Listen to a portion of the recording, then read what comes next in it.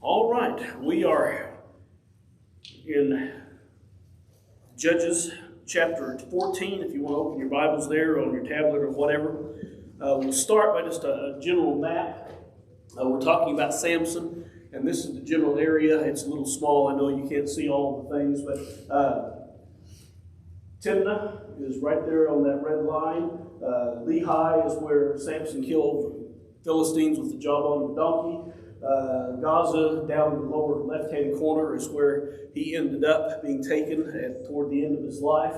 Ashkelon is there, and you can see the area of the Philistines on that particular map. We'll zoom in on this particular area because Eshtaol and Zorah and Timnah are all mentioned in the text, and Samson's traveling back and forth between them, and you can see Jerusalem over on the far right of the screen, so that gives you kind of an idea of where all of these events took place that we're looking at today.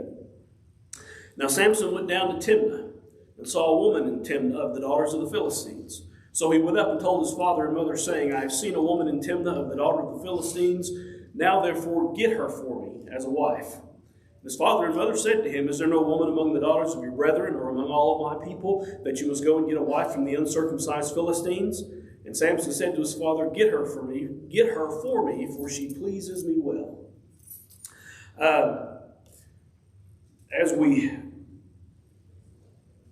start thinking about Samson, we have a few things that we might discuss and think about Samson himself. Samson is a judge. He's called by God. We know that because he was called from the womb to be a Nazarite. We talked about that last week. And so his life was called to be set apart, his entire life in special service to God. And he, as we said last week, he was doing things to get an advantage on the Philistines. That was what he was working toward. But then some of the things that Samson does as a human being are not, well, number one, not keeping with his Nazarite vow at all. And number two, might be questionable. We would say, why did he do that? And so that's kind of one of those conundrums and head scratchers of that. And we'll talk a little bit more about that as well. But his father and mother did not know it was of the Lord that he was seeking occasion to move against the Philistines. For that time, the Philistines had dominion over Israel. And so Samson's actions, whatever they are, that's his end purpose, was to get rid of the Philistines, to find a reason to cause them harm. And he does that over and over again. But again, his methods are interesting because he does things that you just, as we said, you scratch your head and say, why? What were you thinking, Samson? What were you thinking about all of that? And here's some things to consider. First of all, Samson was seeking an occasion to move against the Philistines. That's what his role in life was. So we've got to keep that in mind no matter what he does. But just a couple of examples. Verse 6, after he kills the lion, which we'll get to, he did not tell his father and mother what he had done. And then again in verse 9, he did not tell them that he took the honey out of the carcass of the lion. And so that's interesting. Why do you think he didn't tell them?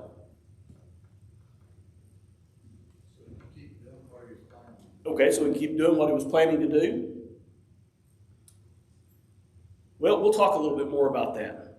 And what more shall I say? For the time would fail me of Gideon and Barak and Samson and Jephthah. Also David, Samuel, the prophets, and all that in Hebrews chapter 11. So Samson is revered for delivering Israel, even though some of the things he does throughout the course of that are, I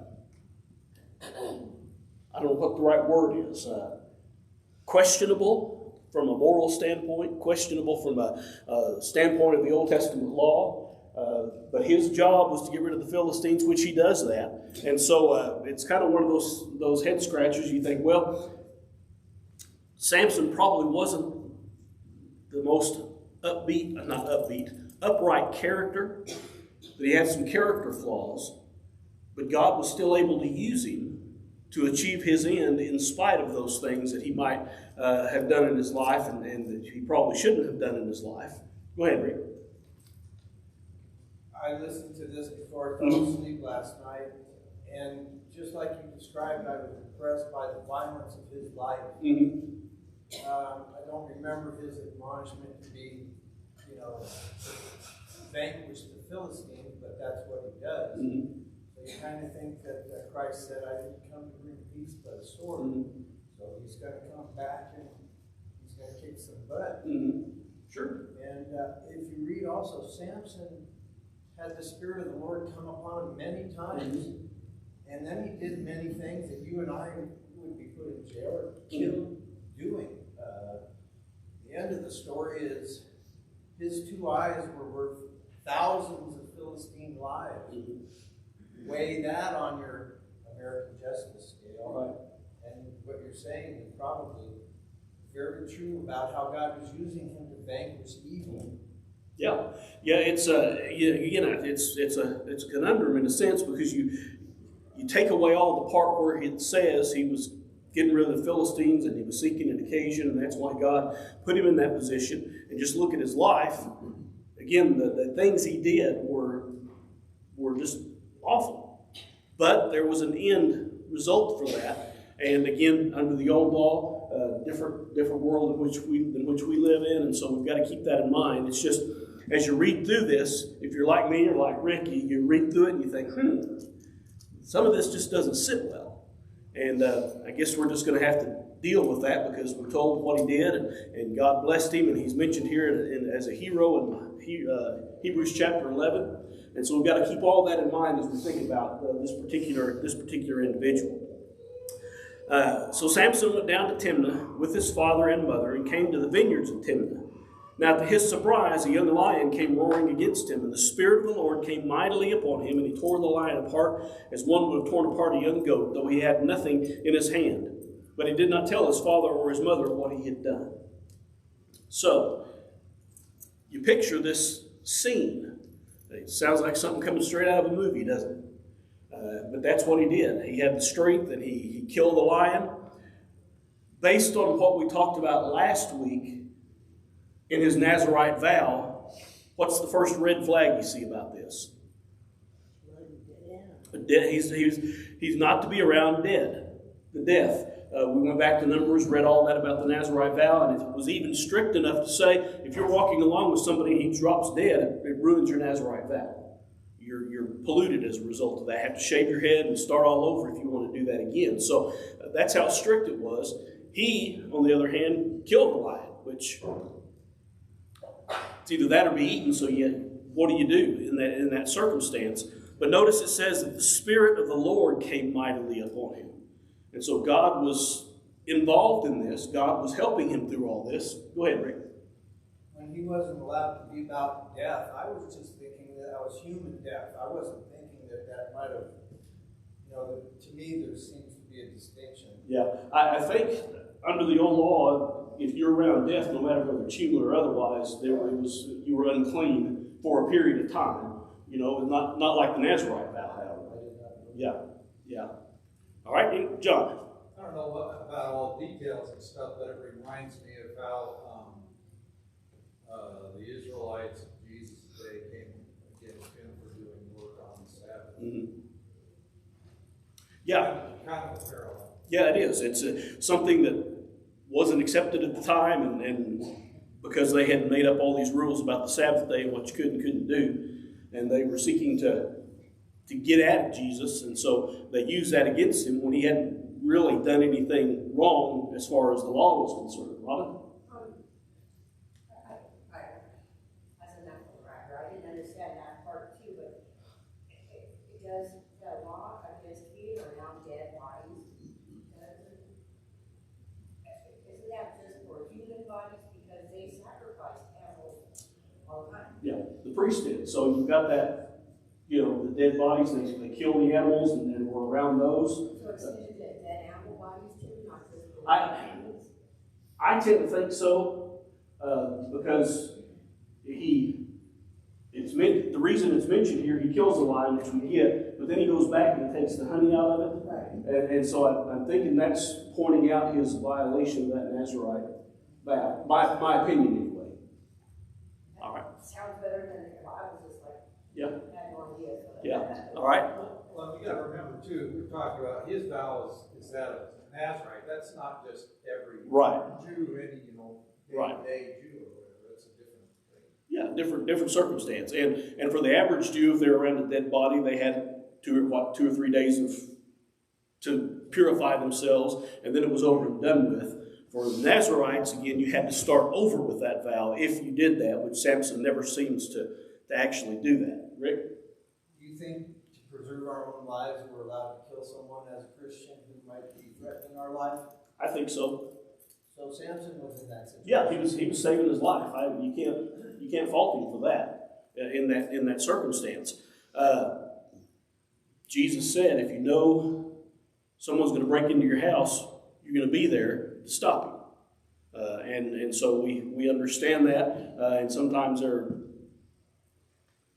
disfavorable things that we may be put in our way that we have to deal with. We have police officers here in our congregation who may at some point have to do that. We have soldiers, airmen who have been in situations like that. Not something we want to think about, not something we want to do, but it's something that may happen. Bob? One thing I'm seeing here with these, he's taken the Nazarite vow, and if he's around death, he has to shave his head. There's nothing stopping him from renewing that. The only thing we're arguing over is the length of his hair. Right. But under the Nazarite vow, he had to shave it and start over. Yeah. So, but we don't see him doing that until Delilah gets on the scene and does it for him, and we'll get to that eventually. Any other thoughts? Ellen? Well, first of all, like you said in the beginning, God is in charge of this whole scenario. Yeah. And I mean, we may see things that we think, well, if he took this vow, that he should honor it.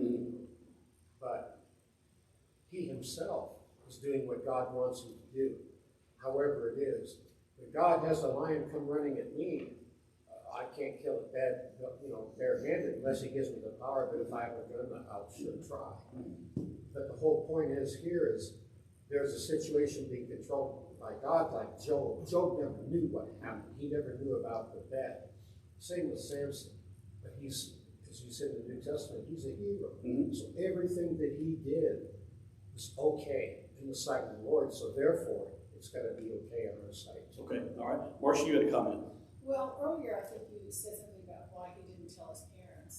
And I'm just thinking of my son. If he confronted a lion and I'd say, what's wrong with you? Yeah. You know, and I just think it's something you keep Yeah. from. Yeah. Isn't it amazing with our 2 boys, after they got grown and married and were no longer living under our house, they would tell us some of the things they did when they were kids. And it's like, you did what? And why? And they're too old to do anything about that now. But I thought that we would raise you better than that. Janelle, do you have a comment, Grady? It's, if we'd come here this morning and the news came to us that you weren't able to teach the class this morning because last night you were in some honky-tonk and you had to kill a man in self-defense. Well, yeah, Samson defended himself, and you did last night in that bar. Sometimes that's what we overlook here. Samson going to a Philistine town to marry a Philistine girl. And he goes through the vineyard. What's a Nazarite doing going through the vineyard? And then the lion comes at him. So he's not just defending himself against the lion. We see a whole pattern. Samson, he goes his own way. He does what he wants to do. And that's going to be the pattern of his whole life. Yeah, absolutely. And again, that's why we shake our head and say, why would he do that? He's supposed to be faithful to God. And why did God use him? Well, God needed him to do to the Philistines what he needed them to do to free them. So, it's one of those, again, we scratch our heads about it and don't know quite how to take it. But as we go through this, we've got to keep in mind that his end result was to get rid of the oppression of the Philistines on Israel at that time. Janelle, you had a comment. I was just thinking that he tore this lion apart with his own hands. It says the Spirit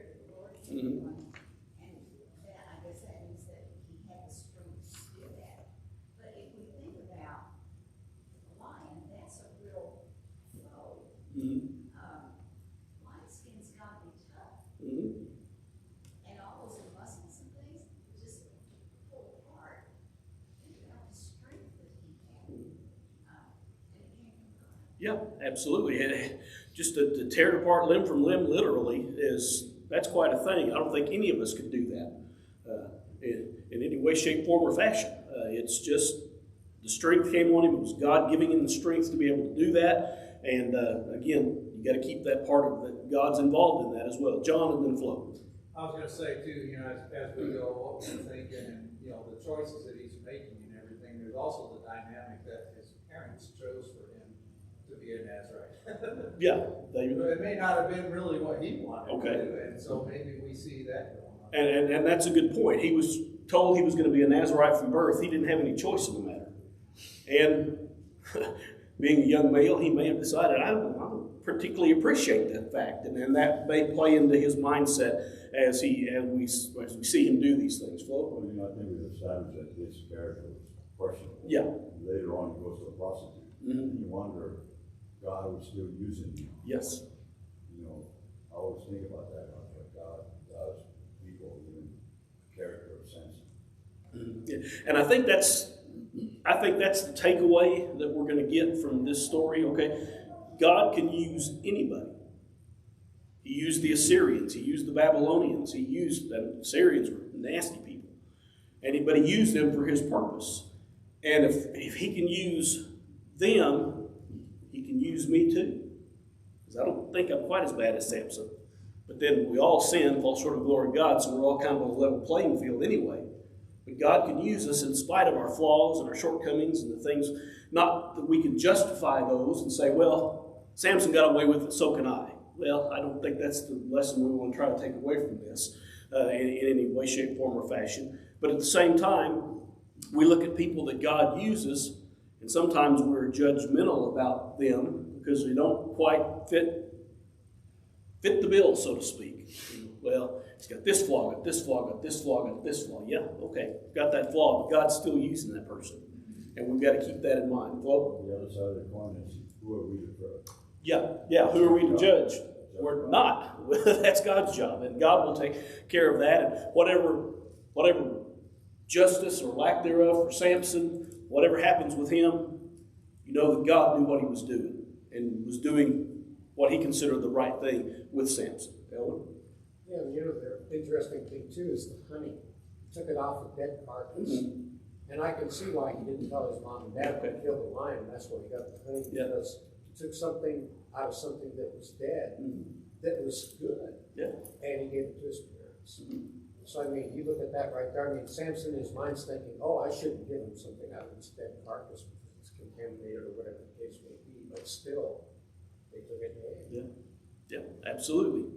All right, Rick. Do you happen to remember when Samson couldn't his bird prophesied because his mom couldn't have? Right. So was it the angel of the Lord who said, you need to set your son aside as a Nazarite? Or was it her? She said, if you give me a son, I'll make him a Nazarite. I think it was the angel. Yeah, it was the angel. When the angel came to her and said, you're going to have a child, and this is how it's going to be, and you, as a mom, have to honor the having grapes, all that stuff, and he's going to be a Nazarite from birth. So that was God ordained.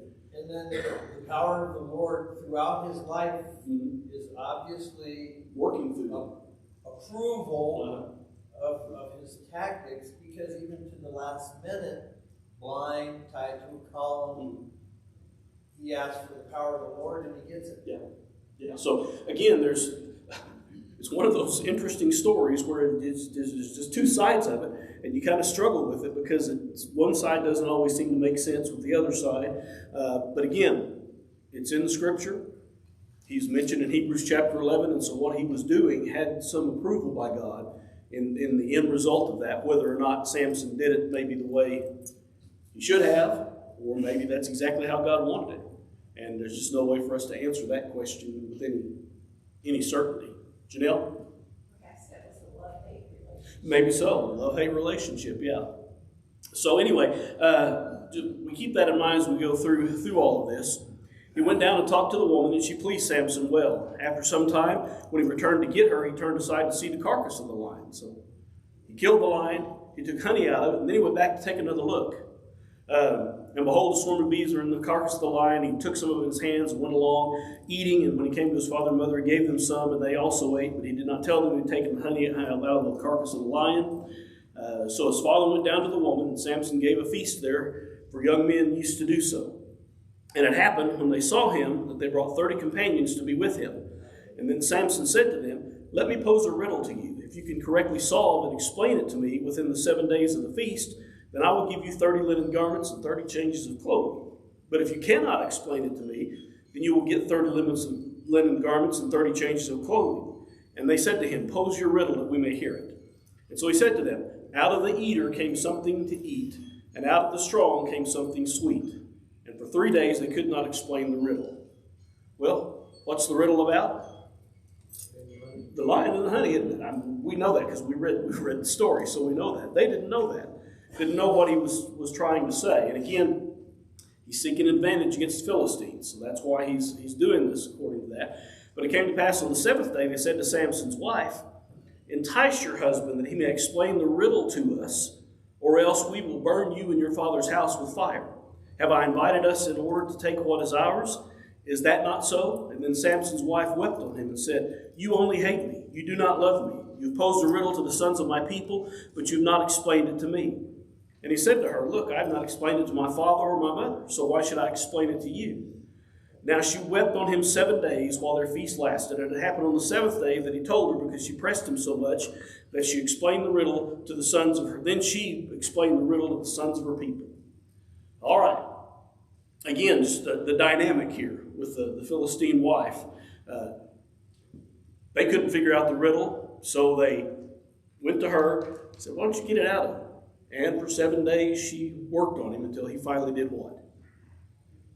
He just gave up, just did what she asked, because I imagine he was tired of listening to her complain about it and whine about it. And then she turns around and explains it to the people who were trying to solve the riddle.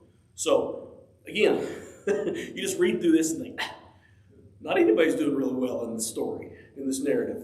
They're just not doing well at all. So the men of the city said to him on the 7th day before the sun went down, what is sweeter than honey, and what is stronger than a lion? And he said to them, if you had not plowed with my heifer, you would not have solved my riddle. And the Spirit of the Lord came mightily upon him, and he went down to Ashkelon and killed 30 of their men, took their apparel, and gave changes of clothes to those who had explained the riddle. So his anger was aroused, and he went back up to his father's house, and Samson's wife was given to his companion, who had been his best man. All right, husbands. What did you notice in that you should never do? Yeah, plowing with my heifer and talking about your wife. That will get you hurt in so many ways. And again, understanding this is Old Testament, understanding the mindset. Well, you read the Song of Solomon and what Solomon compares his lover to in that. Nothing that we would use in our modern day world as far as compliments or anything like that. But they thought perhaps differently back there. But he said the only reason you figured out that riddle was because you got my wife involved in that. And so he was angry, goes all the way to Ashkelon and kills 30 people, takes their clothes and brings them back and gives those as the bet that he made with them. Well, the other thing too, she was threatened with her life. Yeah. Her father both. Mm-hmm. And I mean, she must have told this conjecture. She must have told Samson, I didn't have a choice. Why was I weeping on you? It was for real, because I was getting ready to die. Yeah. Yeah, so they threatened her with her life if she didn't find out. So that you got that dynamic in there as well to deal with. And then they gave the woman to his best man. And, you know, just insult to injury. Marcia. Were the 30 men killed just for their clothes? Well, just for their clothes in the narrative here, but that was part of his trying to get back at the Philistines. So I don't know how far we would take that. It said the Spirit of the Lord came upon him. Yeah. So that just seems so harsh. Yeah, it does. You just read the story without thinking about the God part of it, and it's like, this guy's kind of a scoundrel. And his actions are kind of scoundrelish, if that's even a word.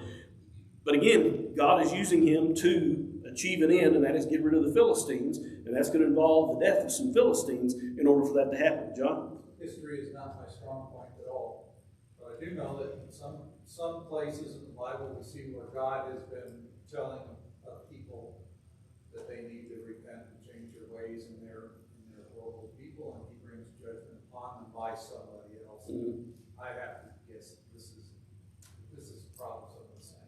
Yeah. The Philistines were not God's people. They were pagans. They worshipped Dagon, the god, and so God used them to oppress Israel because Israel was sinning.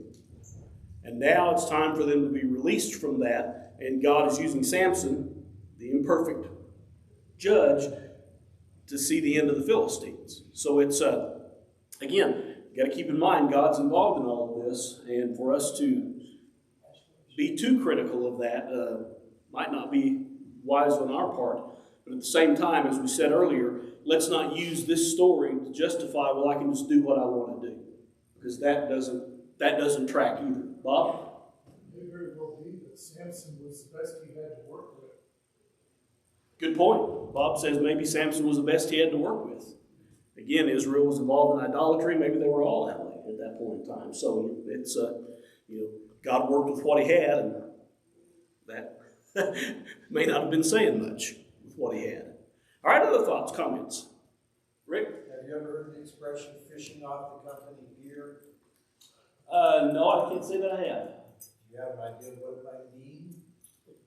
Well, it would mean that if you're working for somebody and they're drawing in clientele and you aside these people for your own use, okay, you're using your boss and his company to embellish yourself. I think this expression that Samson had is fairly understandable, that he was perturbed because they had used his own wife against him, and so I don't think he was calling his wife a heifer. He called it, he plied with my heifer, but he was saying it to the man who did that. And right, but he wasn't calling his wife a heifer. He was using the expression to say, "You use my own cow against me." You know, I mean, you didn't mean that he thought his wife was a heifer. Well, the only thing I'd say, he used the word, "You plowed with my heifer," and maybe it was a figure of speech, like you say, rather than what he would call her all the time. But he said it in his anger to the men, and I don't know. I know if I ever called my wife that, I would be in deep trouble. Wouldn't you? He was angry enough that he turned around and gave her to his brother. Yeah. For his best man. Yeah. And so again, we're reading through this, and we're not. We've got to keep in mind that this is not the world we live in. Okay, this is not Samson is not the poster child for us to imitate his behavior. But he lived at a specific time, was used for a specific reason by God, and we have to leave it at that because that's basically all we have at that point. When the Philistines said, "Who has done this?" they answered, "Samson, the son-in-law of the Timnite, because he had taken his wife and given her to his companion." So the Philistine came up and burned her and her father with fire. Samson said to them, "Since you would do a thing like this, I will surely take revenge on you, and after that I will cease." And so he attacked them hip and thigh with a great slaughter, and then he went down and dwelt at the cleft of the rock of Etam. And so they're all upset, and so they burn the woman and father with fire, and that makes Samson angry again. And it says he attacked them hip and thigh. Some of the other versions that we look at, hip and thigh. Viciously, New International Version. With great fury, New Living Translation. Ruthlessly, New American Standard. Hacking them to pieces, Contemporary English Version. Ripping them limb from limb, the Message. And I like Young's literal translation. He smiteth them hip and thigh, a great smiting. I don't know why I like that wording, but it just sounds kind of cool, doesn't it? So it was a vicious fight. It was not just clean, and he tore them up because of what they had done. And again, trying to free Israel from the hand of the Philistines is part of that. And yes, it's gruesome, and yes, it's bloody, but it's what God had him do in order to free them from that oppression. Now, when the Philistines went up and camped in Judah and deployed themselves against Lehi, the men of Judah said, "Why have you come up against us?" So they answered, "We've come up to arrest Samson, and to do to him as he has done to us." And then 3,000 men of Judah went down to the cleft of the rock of Etam and said to Samson, "Do you know that the Philistines rule over us? What is that you have done?" And he said to them, "As they did to me, so I've done to them." And he said to him, "We have come down to arrest you, that we may deliver you in the hand of the Philistines." Now I find it interesting, how many people did they take with him? 3,000. Do you think that was on purpose? If they knew about the incident with the lion and knew his strength and knew his ability, then yeah, you'd take a lot of people with you in order to arrest him. And of course, Samson doesn't protest at this point because he has another end in mind for all of this. But they go down and arrest him. And Samson said to them, "Swear to me that you will not kill me yourselves." So they spoke to him, saying, "No, but we will tie you securely and deliver you into their hands, but we will surely not kill you." And they bound him with 2 new ropes and brought him up to the rock, from the rock. And then he came to Lehi, and the Philistines came shouting against him. And the Spirit of the Lord came mightily upon him, and the ropes that were on his arm became like flax that is burned with a fire, and his bonds broke loose from his hands. He found a fresh jawbone of a donkey and reached out his hand and took it and killed 1,000 men with it. So, again, incredible strength that came upon him when the Spirit of the Lord moved through him, and he was able to do amazing things. He just ate jawbone of a donkey and he killed 1,000 men with it. Now, I would assume those men were armed with swords and bows. I don't know, it doesn't say, but I'm assuming they wouldn't come to arrest him without having some weaponry with them. And yet with that one jawbone of a donkey, he was able to kill 1,000 of them. And that just, again, shows us the strength of what he had when God was working through him. And maybe we ought to stop and make this point. If God's working through us, we can expect, can we, the same kind of power when he's working through us? We expect a victory, because that's what we've been told, what we've been promised. And so Samson was given what he needed in order to accomplish the end result of all this, and that was to get rid of the Philistines. And Samson said, "With the jawbone of a donkey, heaps upon heaps. With the jawbone of a donkey, I have slain 1,000 men." And so it was, when he had finished speaking, that he threw the jawbone from his hand and called this place Ramoth Lehi. That's translated height of a jawbone or jawbone hill. So kind of an interesting place where that happened, and I guess it was remembered from that point forward. And again, there's the Ramoth Lehi. Then he became very thirsty. So he cried out to the Lord and said, "You have given this great deliverance by my hand of your servant, and now I shall die of thirst and fall into the hands of the uncircumcised." So God split the hollow place that is in Lehi, and water came out, and he drank, and his spirit returned, and he revived. Therefore he called its name En-Hakkore, which is in Lehi to this day. And he judged Israel 20 years in the days of the Philistines. What does that remind you of? He's very thirsty. I'll die of thirst. Yeah. The children of Israel complained because they didn't have water. We came out here in the wilderness to die of thirst. And God brought forth water out of a rock. Not once, but twice did he do that. And so it's similar circumstances here. And again, Samson has killed a lion by the strength of the Lord. He's killed 30 men by the strength of the Lord.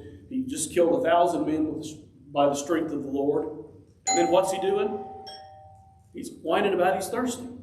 And so, again, there's that seeming disconnect between his character and what he's doing and what he knows God's going to do for him. Why would God let him die of thirst after he had used him to kill all those Philistines? So I find a lot of this kind of humorous in a kind of a jaded sort of way that he would say that.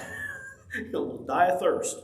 And I imagine he's thirsty. After killing 1,000 people, you'd probably be thirsty, swinging that jawbone around for all that time. Now Samson went to Gaza and saw a harlot there and went into her. And when the Gazites were told Samson has come here, they surrounded the place and lay in wait for him all night at the gate of the city. They were quiet all night, saying, in the morning when it is daylight, we will kill him. And Samson lay low till midnight, and then he arose at midnight, took hold of the doors of the gate of the city and the 2 gateposts, pulled them up, bar and all, and put them on his shoulders and carried them to the top of the hill that faces Hebron. So, verse number 1. Saw a harlot, went into her. There's where we get back to that questionable character of Samson. Again, using this for getting rid of the Philistines, but it's not something we would approve of, certainly, in our lives. And this is interesting. I know you can't read that map, but that little area right there shows us where Hebron is. So this wasn't just he didn't just go over to the next hill and drop that off. He carried those things for quite a distance. One commentator estimated about 42 miles before he set them down on the hill of Hebron. And these are pictures of those hills. So somewhere on one of those, Samson set that gate and posts up there.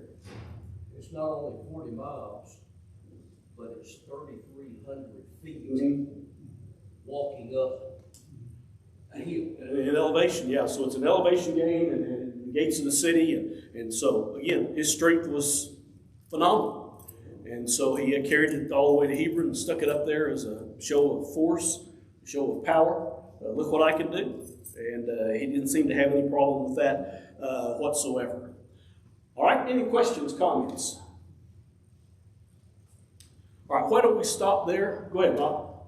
Real quick, one thing that I don't recall ever hearing about Samson's mouth was by God's power. Yeah. That never say it, does it? We're told it happened because of God's power, but the Spirit came on him, but Samson doesn't seem to acknowledge that at all, either. All right? We'll quit right there and pick up there, Lord willing, next Sunday. I am headed up to Woodland Park again. Their preacher is sick, Alec, and so they need me to preach this morning, so I'm going to head up that way and do that, and then we'll pick up this, Lord willing, next Sunday morning.